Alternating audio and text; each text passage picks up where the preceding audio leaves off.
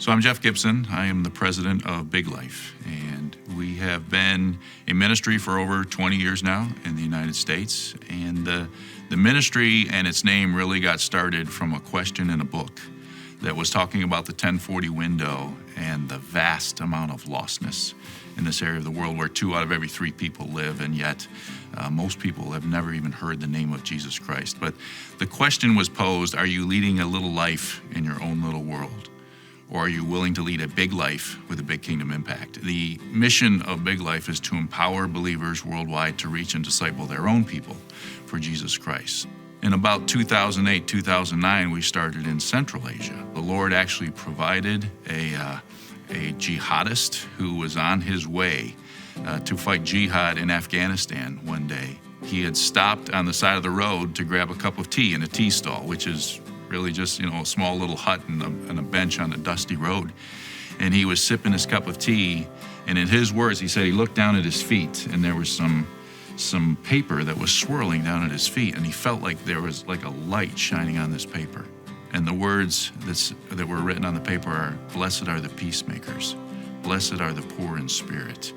And he knew these were the words out of a Bible, but he'd never seen a Bible before.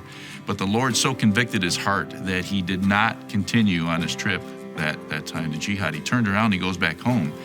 And for the next 2 years, he was seeking out who wrote these words, who said these words. And he finally was put in touch. The Lord provided a way for someone to share the gospel of Jesus Christ, and he became a believer. And we were contacted back in the United States. Our founder, John Harriman, went over there and met with this person. He said, the Lord has told me that I should go back into the extremists, the Taliban region, and reach people for Jesus Christ. And we was like, you're crazy. And he goes, no, this is what the Lord's told me to do. He says, promise me that you'll train me, that you'll pray for me, and that you'll take care of my family when they kill me. And now in Afghanistan, because of the obedience of this one person, we have over 11,000, almost 12,000 believers now underground in the country of Afghanistan.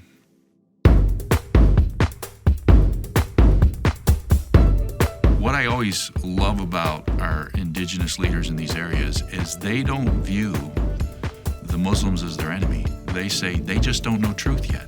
We didn't know truth, and that's how we acted before we knew truth. So now we need to reach these brothers and sisters and let them know who the gospel truth is, which is Jesus Christ. A Muslim is taught that you can't read the Bible because the Jews and Christians have corrupted it, and it can't be trusted. So even though they're told we should read it, they're also told verbally, don't read it, it's been corrupted. But what our leaders will look for when they find these people who are hungry, who might want to read the Bible, and they say, I can't because it's corrupted. They say, what if I had an uncorrupted version, because I do, and I can give it to you. And the Bibles are actually the #1 request we have had on the field in Central Asia for the last 8 years. Every year our Bible budget goes up. There was one year we actually distributed over 100,000 Bibles, but we've been averaging between 70 and 85,000 Bibles per year. And we've seen so many Muslims come to faith because they read these Bibles, usually in secret. They can't come home and say, I have a Bible, whatever, but to give them God's word and to let the truth of the gospel penetrate their hearts. So a few months ago, we all know from the news what happened in Taliban with the U.S. forces pulling out and the chaos which has ensued.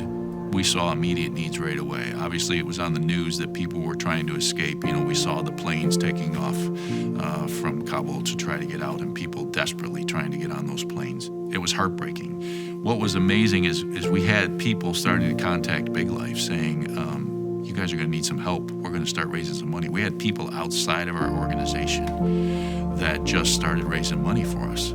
Kensington Church stepped up and said, we need to help with this as well, and we need to send you some money to help with this rescue effort. So we started to bring some people across the border. At the very start of this, I wouldn't say it was easy, but it wasn't extremely difficult to get some people. Now, there was all kinds of different situations. If they had family inside Pakistan or friends and they could go there, we would help them get there. If they had no contacts, we were finding places for them to live. The people that have been relocated within Afghanistan, right now there's about 8,000 that are located in a certain area, we're feeding them all the time. So we're getting money in to buy food to feed them. Other people, that are coming across the border, we've rented some rental homes for them. We're putting some in the refugee camps. We're putting some with friends and family. And some, if they have the right paperwork, we can take them right to the U.S. Embassy. We have 8,000 we've relocated in the country. Over 3,000 we've helped get out of the country. Out of those 8,000 that are still there, we believe many of them will still want to come. We just don't have any paperwork on them yet. In fact, there's this one family, and there's 2 daughters and 2 sons, relatively young, like under teenage years. And we were trying to find a way to bring them all across, but they were scared. They said, because if we get stopped by the Taliban, understand, they're going to take these 2 boys and make them suicide bombers. And they're going to take these 2 girls and make them wives. And they asked us, can you guarantee that you can get them across safely? And we cannot do that. It's dangerous for people. We understand they don't want to leave the container, but at some point they're going to have to. It's a tough situation for all those involved.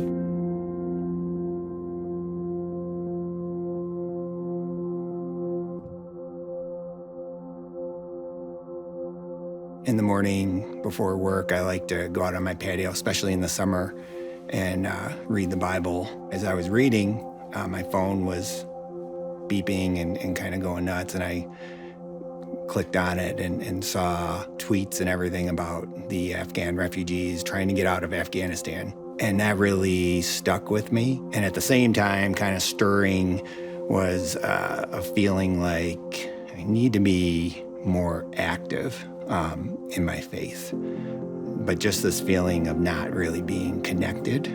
I just said a quick prayer.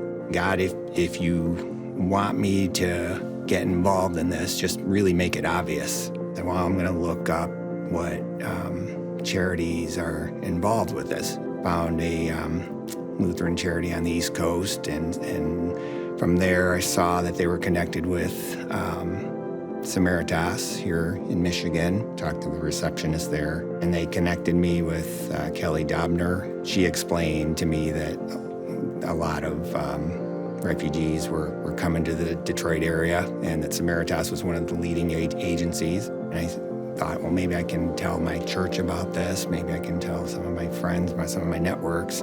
And she was like, oh yeah, what church do you go to? And I said, oh, Kensington, Troy. And she said, oh, I've already been in touch with Kensington, Troy. And we have a meeting this upcoming week.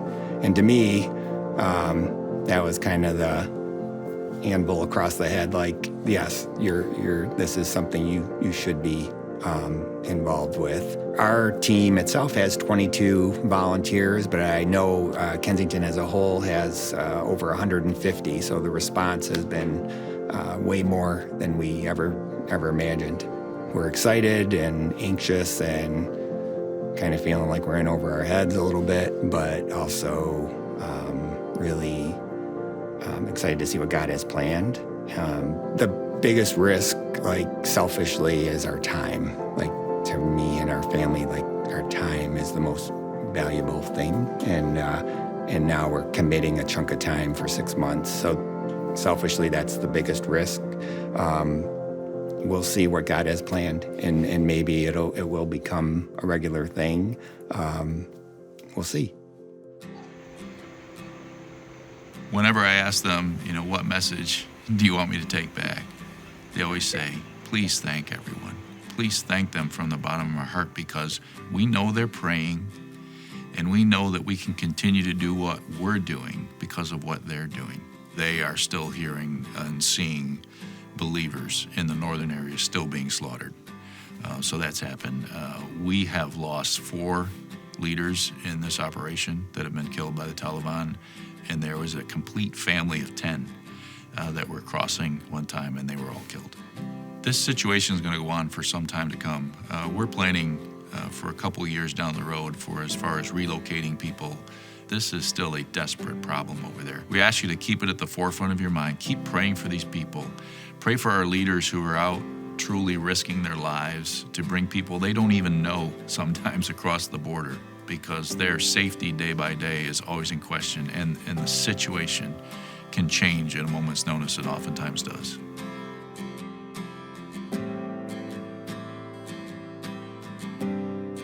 When we began our partnership in Afghanistan, it was something vague and unknown. We knew people were going to come to Christ. We knew there was going to be all these challenges, but it was something we would invest from a distance. But in this last year, what was far away, Jesus Christ has brought right into our lives. And your response in this year has absolutely overwhelmed me. I mean, the giving to see thousands of refugees in danger of their lives escape into other countries, it's been so beautiful. And now, added to that, has been this willingness to step into a relationship with Afghani refugees that are coming into our country. We are literally getting to be like Jesus. As Jesus walked with us, we're getting to walk with these amazing people. And it's still an unknown. We don't understand. We're going to learn, but we're going to see Jesus Christ move. And when you make a year-end Christmas gift to Kensington, you're hearing all kinds of opportunities. But I'm telling you, this is an adventure that we never knew we could be on.